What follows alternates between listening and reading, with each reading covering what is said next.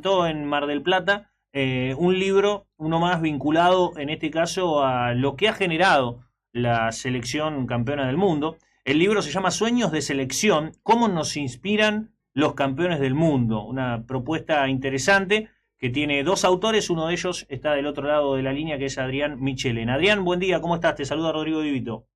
Hola Rodri, el gusto de saludarte. Muchas gracias por el contacto. No, gracias a vos por brindarnos unos minutitos y contarnos un poco de esto, ¿no? Porque me parece que esto de cómo ha movilizado a la sociedad un equipo de fútbol, por ponerlo en los términos más sencillos, digamos, es todo un tema de análisis, ¿no? Contanos un poco de qué hablan en este libro. Bueno, el libro se propone retratar y recorrer las historias de los campeones del mundo que nos alegraron la vida en Qatar. Ujú. Y es un recorrido distinto porque comenzamos desde las infancias, desde que ellos eran muy chiquitos y nos propusimos contar las historias desde un punto de vista más narrativo y más emotivo, escapando un poco de lo que es la dinámica actual, en donde bueno, estamos atestados de información, de estímulos. Tratamos de hacer como un viaje en el tiempo y entender cómo eran los pequeños gigantes de hoy, digamos, ¿no? Ujú.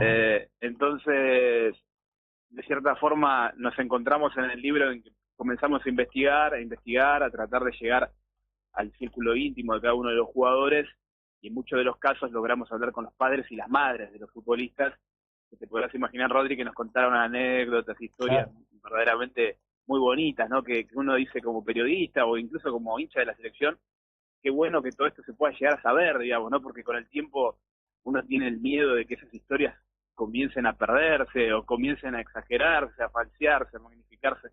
Y bueno, el hecho de escribirlo en un libro y plasmarlo en el papel hace que quede un testimonio, ¿no? De lo que fue el Campeonato del Mundo de Qatar y de cómo fue el recorrido previo, ¿no?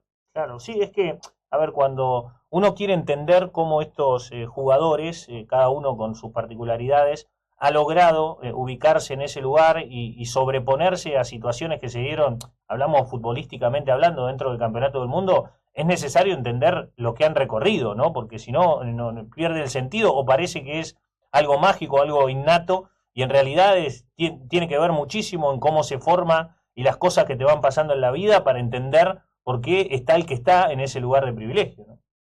Es completamente cierto y es tal como lo marcás, Rodrigo, porque no se puede entender las historias de los campeones del mundo si no se conoce las historias de superación, incluso de los padres, digamos, ¿no? Si no Claro. conoces a los padres, es difícil que puedas retratar, o al menos que tengas un perfil aproximado a la realidad de cada uno de los campeones.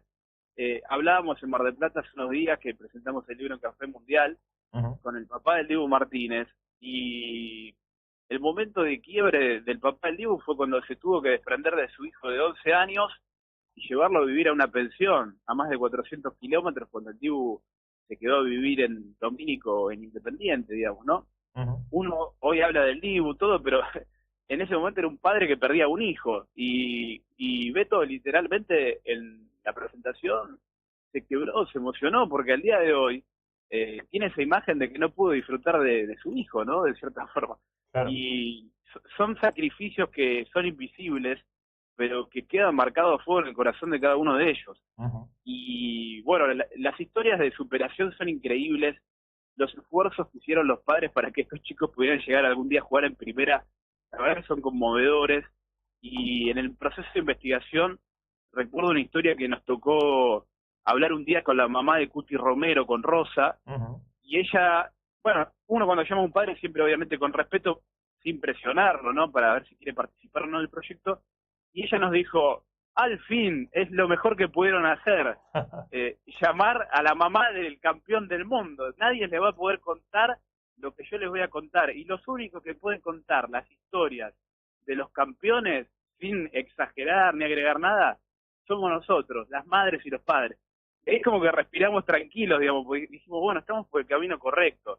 Obviamente que si algunos padres no quieren participar, no hay problema, pensamos en su momento, pero lo bueno es que le dimos voz a esas voces que tenían protagonismo, pero solamente en la previa de los partidos, digamos, ¿no?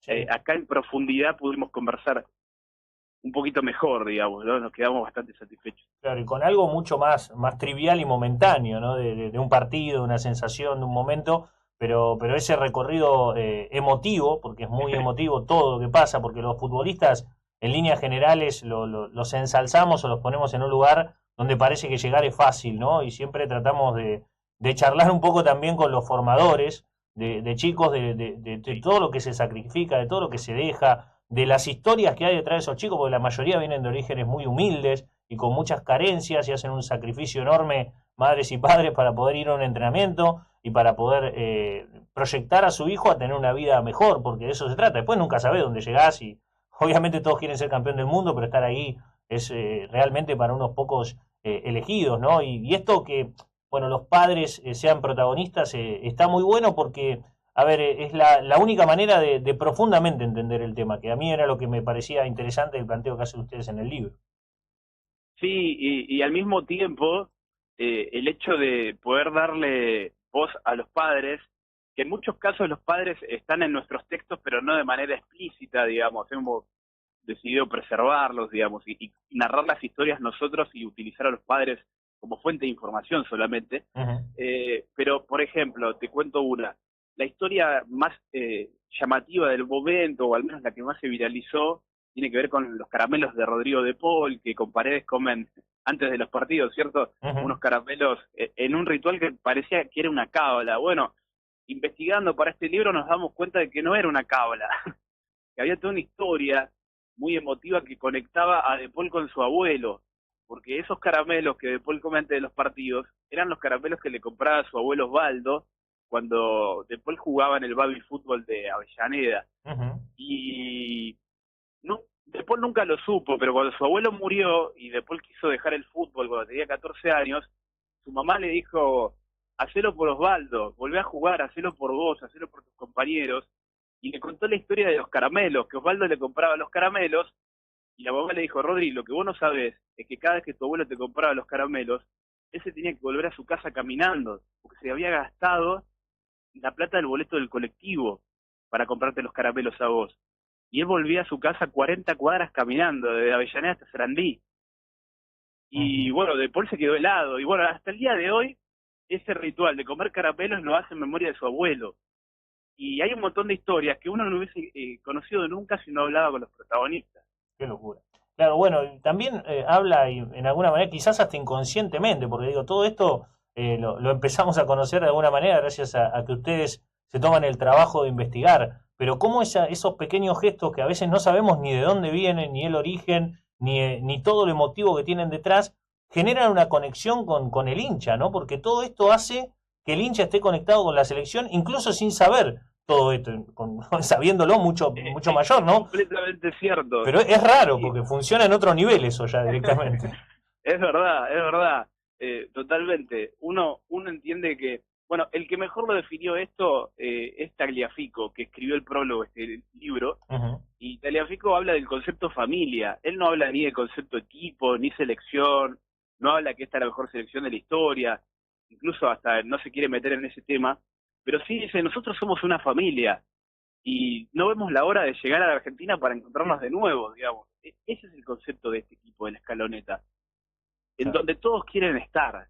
Ninguno, no les importa si sos suplente, obviamente todos quieren jugar, ¿no? Ujú. Pero digo, el hecho de grupo ya excede, ya son una familia, y en esa familia creo que hay lugar para todos, y los argentinos nos sentimos tan identificados con este equipo que incluso en este momento de la escaloneta donde hay algunas rotaciones, en donde se incorporan jugadores nuevos, el ADN sigue siendo el mismo, digamos. Entonces, eso habla de que es un grupo muy sano. Y bueno, estas historias hablan también de, de que los hijos salieron muchos a los padres. Digo, uno cuando se pone a hablar con el padre o la madre de un jugador dice, con razón, el pibe es un crack. Claro. ¿Viste? Con razón es tan humilde. Primero que la madre, una genia, ¿viste? Tuvimos 4 horas conversando por teléfono y nos abrió las puertas de la intimidad como si nada, digamos, ¿viste? Entonces uno ahí es cuando se relaja y dice, bueno, la verdad que escribo un libro con mucho gusto, digamos, porque escribirlo de esta forma, aprovechando a los padres y las madres que muchas veces mantienen un perfil bajo, pero bueno, hay algún momento en donde las historias se tienen que conocer,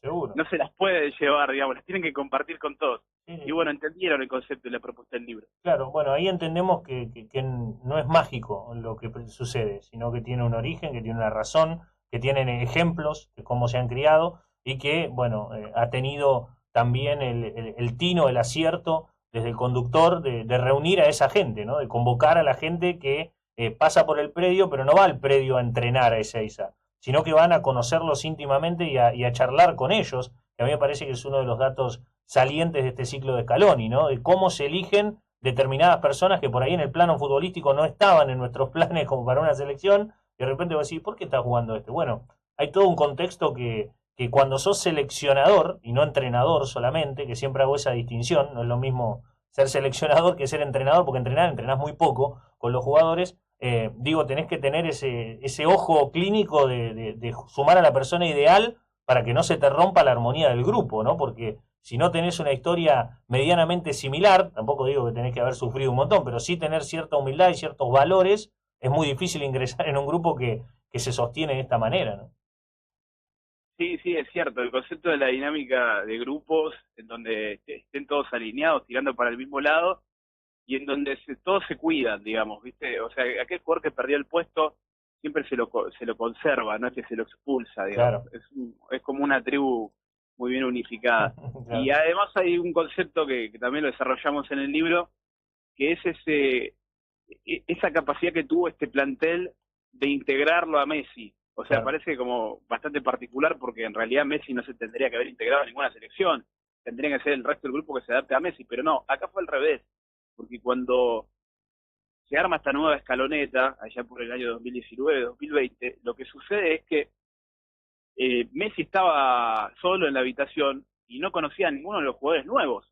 Entonces, Leandro Paredes y Rodrigo de Paul juntos le golpean la puerta de la habitación y le dicen, che, enano, o mejor dicho, che, Pulga, Leo, ¿querés jugar una partida de truco? Y lo invitan a integrarse al grupo, porque era Messi el que no conocía a nadie, digamos, era el más grande y estaba fuera de época. Claro.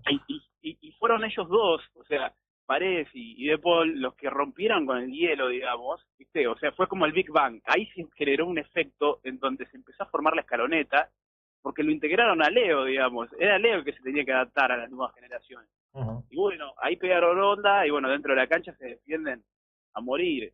Pero es muy importante lo que sucedió con la selección argentina como ejemplo de inspiración para los demás. De hecho, la propuesta de este libro va girando un poco para ese lado. Lo que quiero es que se compartan las escuelas, vamos a hacer una serie de lecturas, de inspiración, que efectivamente sí se puede, el camino es largo, es muy difícil, pero bueno, sirven como fuente de inspiración. Sin duda, ha servido y van a servir, y está bueno que se pueda estudiar y se pueda plasmar en un libro. ¿Cómo se consigue el libro, Adrián? Bueno, el libro se vende en todas las librerías del país de la cadena Jenny, el Ateneo. Ujú. Mar del Plata casualmente hay 2 sucursales. Bien, Y bueno, efectivamente también se vende a través de internet, en la plataforma Mercado Libre, o en la misma plataforma de la página de la editorial, que es jennyelateneo.com, o Jenny el Ateneo, más o menos búsquenlo. parecido, googleelo que lo Sí. van a encontrar. Googleen que sale al toque. Bueno, gracias por compartir un poquito de este trabajo, y la verdad que está buenísimo que se retrate, por eso lo queríamos charlar contigo y gracias por dedicarnos estos minutos. Un abrazo grande, Adrián.